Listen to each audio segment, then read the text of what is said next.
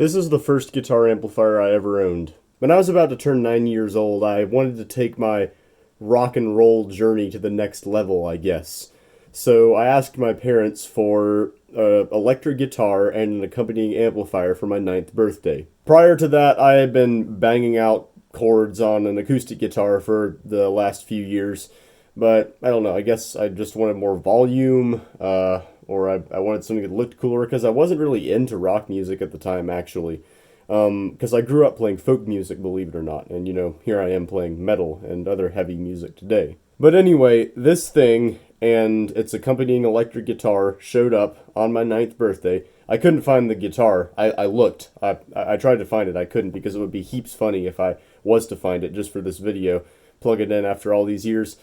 But the only thing I'm going to be plugging in after all these years is this thing, and I mainly just want to see if it still works. It'd be really funny if it did, because that would mean that I would be able to put a microphone on it and record it and see if I could get some half-decent sounds out of it. Although, looking at it, yeah, that's a lot of dust. This thing's probably been sitting in one place for close to 10 years at this point. Look at this thing. It's very obviously meant for beginners. Like, what even is RMS? Like, is that an established brand that like actually makes decent stuff otherwise? Look at her on the back of this thing, because it doesn't have a back on it. Oh god, that's a lot of dust.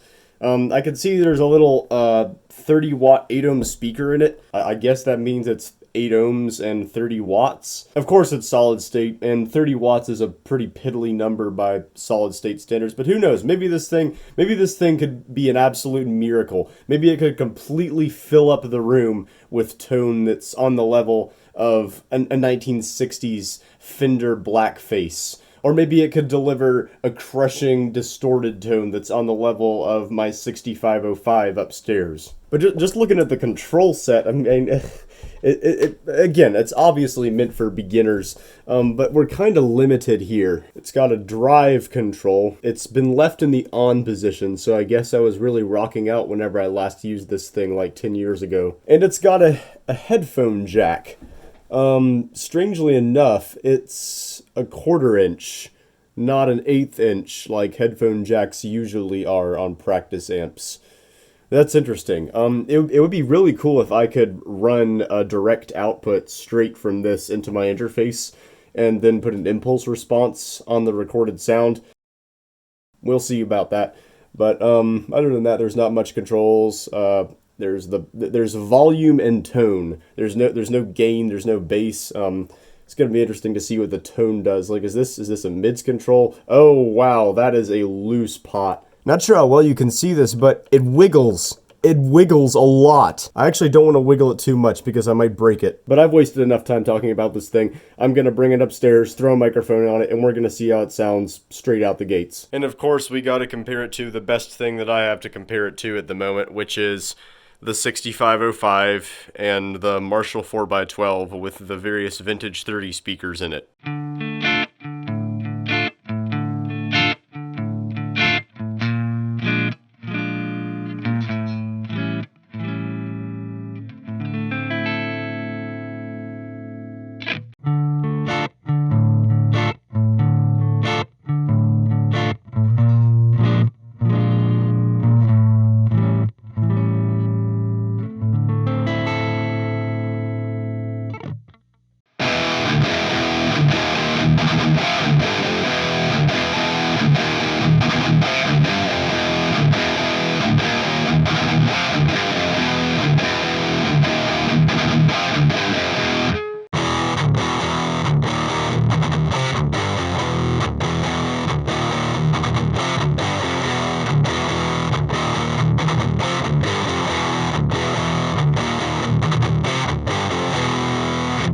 Wouldn't you know, it kinda sounds like crud. Yeah, it sounds pretty much exactly like I expected it to. Thin, honky, not tight at all. The bass frequencies that are there are extraordinarily muddy, but the distortion character of the amplifier is what really gets me, because I tried to get it totally clean, but I couldn't. There was always this fuzziness imparted upon the tone, even when I turned off the drive control, when I turned down the volume. My 6505 got cleaner than that thing, even though 6505s are the last amp that you would expect to do clean tones. Needless to say, that's not the only front that the 6505 and Marshall cabinet combo smashed that little RMS hunk of junk on. It dominated in both the other sound clips. But as I like to say, even the terrible pieces of musical equipment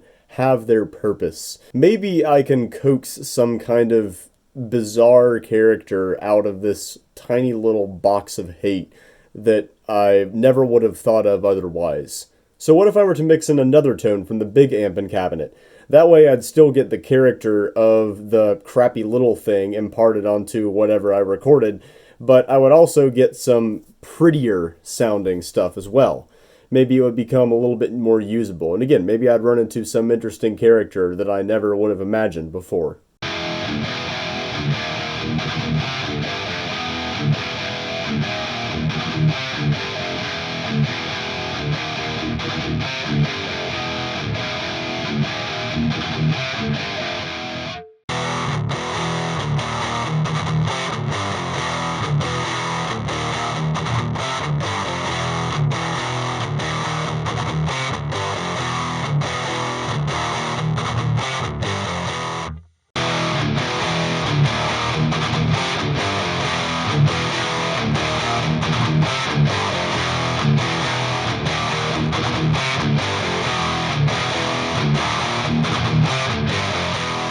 I may be onto something here. It's definitely an interesting character that it added to the 6505.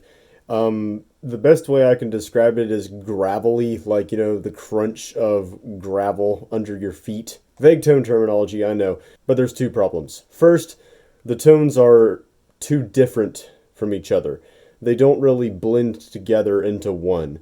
Like, it's still pretty easy to mentally pick apart the nasty crunching honk of the little box of hate and the glorious tight roar of the 6505. And the second issue is that we just introduced another amp into the mix. And I kind of wanted everything to just come from the little box of hate, since that's what the video is about. But then I got an idea. You know how when I first brought that thing out, the speaker leads were disconnected? I had to reconnect them for the last few recordings, but I made this very janky cable that is made out of an old extension cord, which I cut both ends off of, replaced one end with a 1/4-inch plug, and just left the other end open. So what I'm going to do is connect this end to the speaker leads, and this end to the Marshall 4x12. That way the amp's still going to be generating the sound, but it's going to be coming out of the far superior transducer that is the Marshall 4x12 with the 2003 vintage 30 speaker in it. The built-in speaker isn't going to go away entirely. Even though it sounds absolutely dreadful, it still has the potential to provide a unique quality to the next step, which is to use this thing to create a tone for a full song. So how this song is going to be is it's not going to be super fast. It's not going to be like lots of palm mutes, lots of gallop riffing. I'm not even going to put any palm mutes in at all. It's just mostly going to be a strummed chord song. That's where I think the sound that this thing makes is going to shine the most. So it's time to do that and see how it turns out.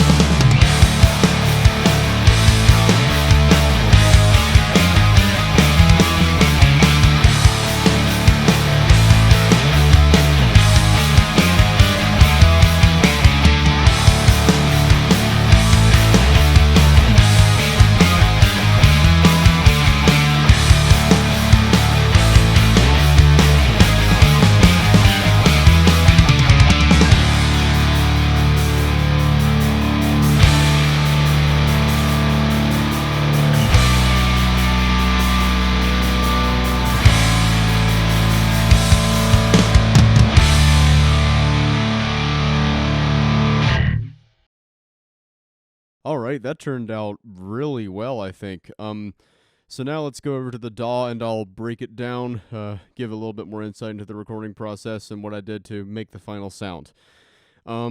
First things first, as I expected, the two tones blended together way more nicely this time due to the distortion character being the same.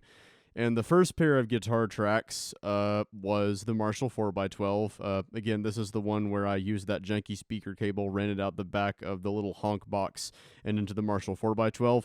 It was recorded with an SM58, and it sounds pretty polished.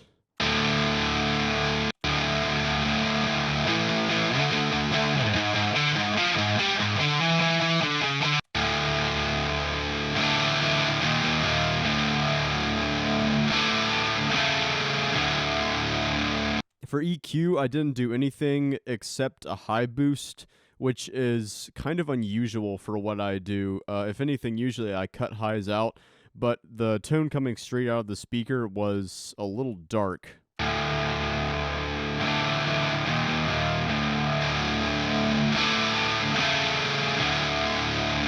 The high boost really brings out those gravelly high frequencies and accentuates the blown out sounding distortion character. And of course, I can get away with it because it's the 2003 Vintage 30. It's got an incredibly smooth top end. I can push it really hard with bright sounds before it starts to become annoying. There's one more track here, which I also did a low cut for. But this was just because this was a background guitar part that I panned left a little bit and turned the volume way down just to add a little bit extra to that final repetition of that riff.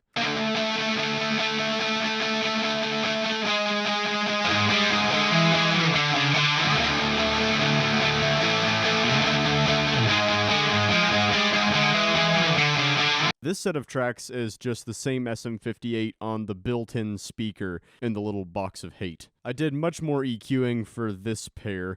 I got rid of some 1K honk, gave it a little bit of a low boost, and got rid of some upper mid and high nastiness that was rather annoying. So this is what that sounds like.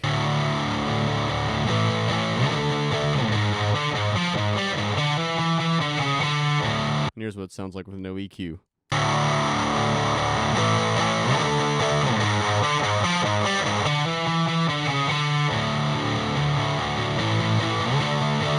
I experimented a bit with scaling the EQ curve once I'd gotten all the bands in place because you can do that with Live's EQ8. The happy medium that I found ended up being 69%. Nice. And not just because it's a funny number, because I found that was the best balance between just no EQ at all and fully turning on its influence.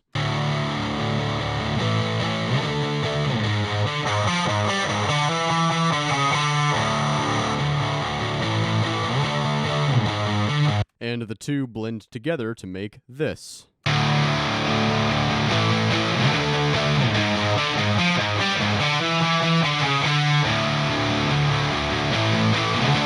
With the fuzzy blown out distortion character and the 1K honk of the built-in speaker, it's almost a little bit HM2-ish. Let me turn off the EQ on this pair of tracks a second, because it'll probably make that character jump out even more.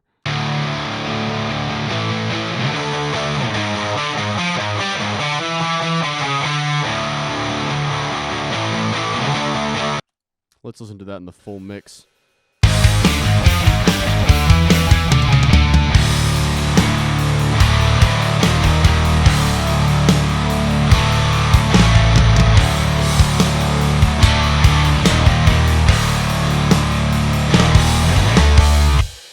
Guitars might be a little bit overwhelming at that point, but that could be fixed with a simple volume change and the character would still be there. Let me touch on the non-guitar stuff real quick. Of course, there's bass.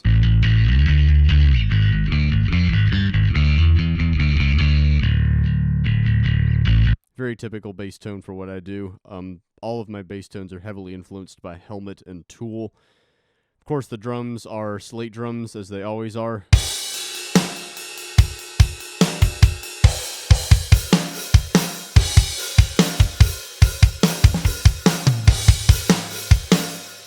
Overall, yeah, I'm really happy with how this turned out for what it was. I love doing stuff like this, like taking pieces of musical equipment and just fiddling around with them, any piece of musical equipment. Even if it, at first glance, it might not be the greatest, like there's still some unique character, or at the very least interesting character, to be discovered underneath everything. This concludes my video about experimenting with and recording the first guitar amp I ever owned. Thanks for watching if you've made it this far or even any amount of time into the video. My last video in this vein did absolutely horribly. At the time of filming this, I don't think it's even cracked 200 views yet, which is absolutely insane. But regardless, I think I've nailed down the direction that I want to take this channel, and that is just serving as a dumping ground for my hobbyist recording projects, occasionally giving tips, or if I come across anything interesting musical that I'm up to, make a video about it whenever I feel like, and dump it here. Obviously, there's still not going to be an upload schedule. I can't do an upload schedule. I can't do YouTube content on a regular basis, mostly because I've been short on money lately, so I haven't been able to buy any of the things that I need to make the videos that I have ideas for. But hopefully that's going to change in the near future, and I'll be able to make some more of these videos for everybody to watch going on down the road. So if you liked what you saw, and if you want to see more of it, make sure to subscribe, check out the other videos, my other hobbyist recording videos on this channel, and stay tuned for whatever else I get up to here. Till next time, everybody, Diamond out.